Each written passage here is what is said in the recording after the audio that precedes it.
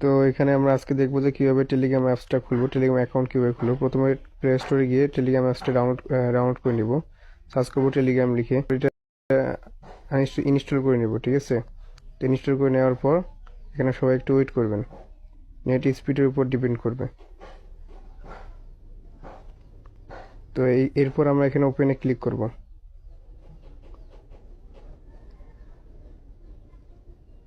এরপর ওপেন, এরপর স্টার্ট।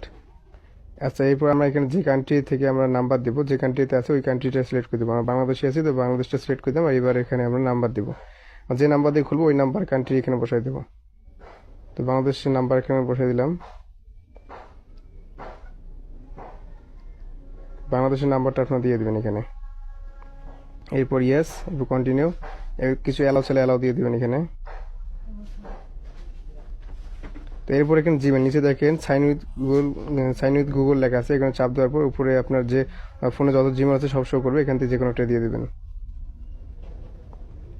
এরপর এখানে দেখেন,